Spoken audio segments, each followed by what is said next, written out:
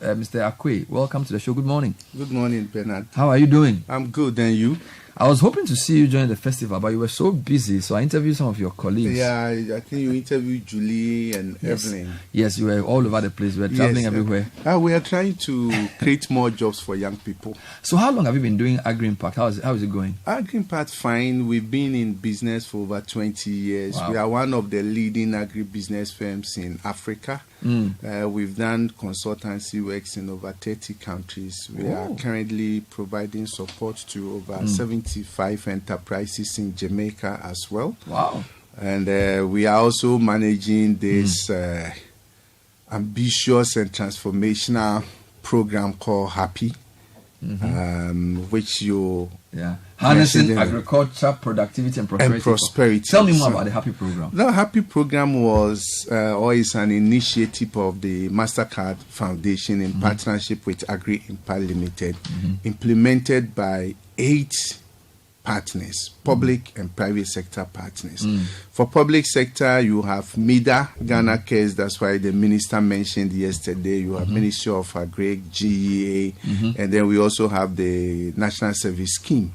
Then the private sector, you have Jobaman, you have New Age, and then we also have TechnoServe, which is an NGO, left with one more partner. It will come, definitely. Now, why Happy? We have a lot of demand for certain strategic commodities in Ghana: rice, soya, tomatoes, and poultry. And we all know that we spend close to $2 billion every year importing most of the agricultural commodities. What Happy intends to do is that how can we turn this demand and supply gap into jobs for young people in the country? So that's the main aim. And by turning it into jobs, you need to provide some intervention. And that is what the Mastercard Foundation has come in to provide, the necessary interventions that will help us turn demand and supply gap into job for young people. So we have a global target of providing opportunities or just for 326,000 young people. Wow. In Ghana, in rice, soya, tomato, and poultry value chains in the next 4 years. That's big. How many? Huge. So 300, almost 300 what thousand? 26,000. This is the target. Have they all benefited so far? No, we started less than a year ago. We started December. And I'm very happy to say that as we speak today, over 40,000 people have directly benefited from the program. And we are currently operating in 10 regions and I think 53 or 54 districts. So when I say we, it is not Agri-Impact. I'm talking about the consortium that has been put together to implement this program. So you go to Kumawu Enclave, and National Service is very strong there. Fortunately, the Kumawu mine has released over 20,000 hectares of land to National Service, and we are leveraging on that investment. You go to Kasunya area there, the one that the minister mentioned. I must say that we are very pleased with one intervention government is providing, and this is the Economic Enclave projects. Most young people have problem of getting working capital, agro input, market assets, technology when they want to go into agri. When you do an enclave concept, one, irrigation is there. So government has provided irrigated lands. They've constructed roads, they've connected electricity, they are providing accommodation, they've built some conference room, or let's say training centers in the Kasunya Enclave. So when you onboard young people to come there, they will have a place to stay. Mind, it's not enough for all the young people who will be doing there. It's also leveraging on a private sector in that enclave called Agro-Kings. And Agro-Kings has also invested a lot in mechanization, infrastructure, other places. What it means is that if you onboard young people, this program is going to support them with starter pack.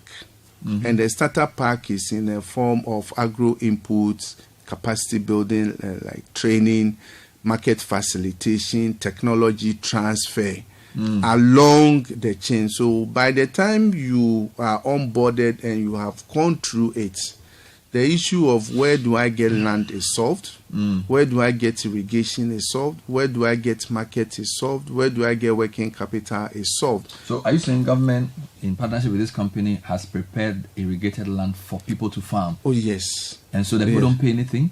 No, that if you are young people, I think there's a small fee, but you will pay it after you have harvested. You are not paying so you are trained in farming. You are trained, and it is not like, okay, it is a whole value chain service. And in fact, there is what we call a pathway to fulfilling and dignified jobs. Once you enter 1 year, the following year, if let's say year 1 you did 2 hectares, the following year we give you the opportunity to expand to 5 hectares. And depending upon your strength and your capacity, you can even go up to 10 hectares. Wow. And you will in turn employ other people to come and work with you and for you. So that's how the program has been designed. It's not only there, they are doing something similar also in Kumewu and then the Oti region as well. Okay. And we want to commend government for such initiative. And Bernard, if we can leverage on these investments that are made, it's not only that, if you go to all the irrigated lands in Ghana, the major ones for rice, the Ministry of Agri, through GIDA, Ghana Irrigation Development Authority, has also signed partnership arrangements with the private sector. So we are ensuring optimal use of government investment and resources. Okay. So you may have an irrigation facility that might be under 20 or 30% capacity utilization. This program brings it to 80 to 90%. So how does a person apply for this program? You definitely, if you go to our website, you can go to our website, www.agri-impactgroup.com. There is a part for you to apply. If you go to GEA website, and all our partners, National Service, you go to their website. So you can apply through all those routes? You can apply through. Then you can even go to your district, and the districts that we are operating, you can also go there and they will link you up to the program.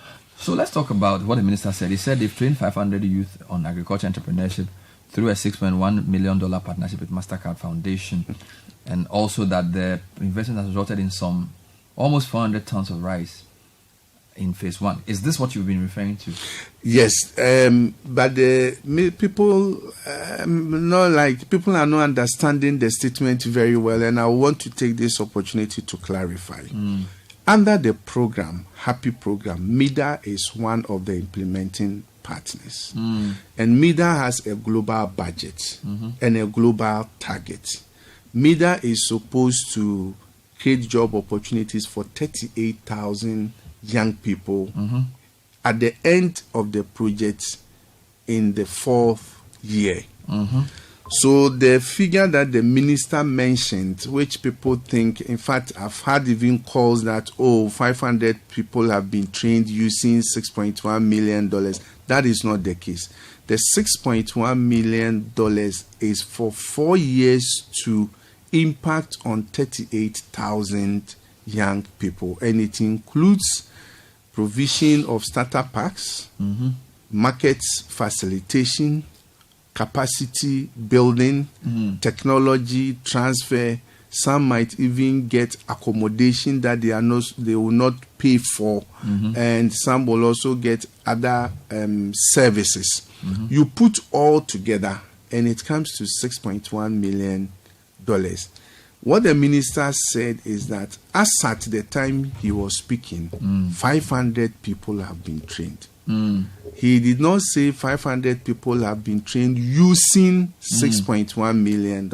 I see. But he said 500 people have been trained through a $6.1 million partnership. So the value of the partnership is the $6.1 million, but not the number of people who have been trained. But these people are all being trained for rice? These are purely for MIDA, is purely rice. But is that the only commodity that will be available for training under the overall program? No, we are doing rice, soya, tomatoes, and poultry. Rice, soya, tomatoes, and poultry. In which locations? We are in rice. We are the program, as I said earlier. We are now in 10 regions of Ghana. If you go to Botanga Irrigation, you have New Age there. Okay. If you go to Kasunya, you have Mida and Agro-King doing rice. You go to Kumeu Enclave, National Services there doing rice. You go to Saboba, Mion area there. You have CRS. In fact, the other institution was CRS, Catholic Relief Services. They are also doing soya. And they are doing soya in the 4 northern regions and 10 districts in northern region, doing soya to impact on over 6,000 young people. Right. So it's spread. You go to Brong-Ahafo, go to the Doma area. We are very heavy in poultry with Nepo Bita. You go to Central region, we are heavy on poultry with Aglo. And the program has... I also mentioned tomatoes. Then tomatoes. Why are we doing tomatoes? The tomatoes, we are doing it at the Kumeu Agogo Enclave. But the truth is that we were not very heavy on tomato this year. The rainfall pattern was bad, and we are trying to put good irrigation systems so that we can produce off-season. So next year, we will be big in tomato as well. Wonderful. We're talking to Daniel Fahene Acquaye. We're asking on air where the people are. We need to see them, right? If you've 2,500 youth in Agri, where are their stories? And if you go to the field, you will see them. We'll see them on the field. And we have a very rigorous system for capturing data, which can be made available to interested persons. Now, I have been to the field myself, and when I went to Botanga, for example, we met young people. It's not only me; we were there with also people from the foundation and other stakeholders. We met young people who stated that in the past they were getting 2 tons of rice per hectare. For this intervention, they are getting 5 tons per hectare. Why? They are getting the quality of agro input they need, the quantity of agro input, and the timely supply of the agro input, coming along with other mechanization services. So instead of them getting like 6,000 cedis, 5,000 cedis per hectare profit, they are now getting over 20,000 Ghana cedis. And there were young ladies who said they used to come to Kumasi and Accra to come and do kaya. Since the project started, they have stopped because the monies that they are getting now from rice production is more than the monies they get when they come to the cities for job. So people keep asking us, where are the people? You don't go and assemble 500 people and match them like, let's say, the police. You can put them on air. Yes, that is what we'll be doing very soon. You know, the agri is seasonal. Okay. So now we are in the rice and soya season. People are planting. By the end of September, October, you will see. And we want to take Citi to a tour. To the the project areas, then you can see it for ourselves. You can see for yourselves the impact that the project is making. Wonderful. So let me state again that $6.1 million has not been used to train 500 people. Youth. It will eventually be used for over 38,000 over people. How many years? 4 years. When did the project start? The project started last year, December. So it's on to 2026. 27. 4 years. Wonderful.